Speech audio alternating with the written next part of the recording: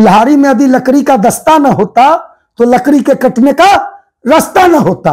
यह चिराग पासवान जो है अपने आप को रामविलास पासवान का बेटा बताता है, अपने आप को रामविलास पासवान जी के विरासत का हकदार बताता है। इस रामविलास पासवान के मूर्ति को तोड़ा जा रहा है, दलित नेताओं का अपमान किया जा रहा है, दलितों का अधिकार पर डकैती, एनडीए डकैती डाल रही है। यह एनडीए के हाथ में खेल रहा है, यह भाजपा का हनुमान है, यह आरएसएस का हनुमान है।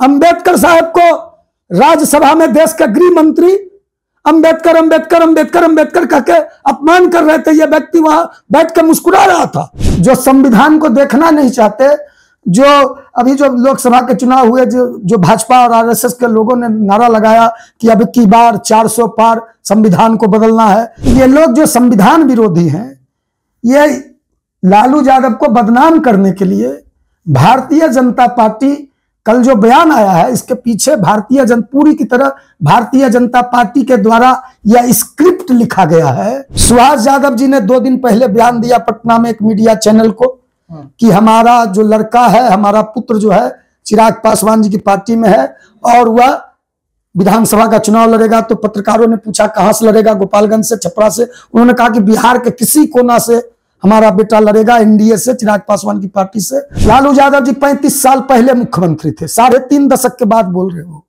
तो तुम्हारे पास कोई प्रमाण है तो तुम प्रमाण पेश करो जी।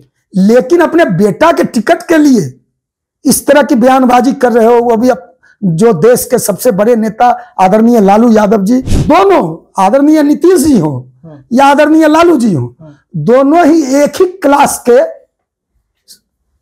नेता हैं।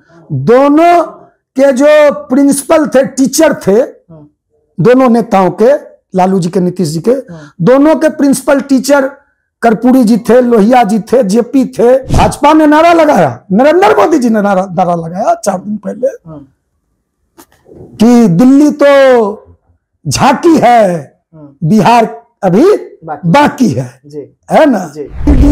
इनकम टैक्स, सीबीआई, जितने भी संवैधानिक संस्थानें हैं, सबको कब्जा में करके सत्ता पर कब्जा करो।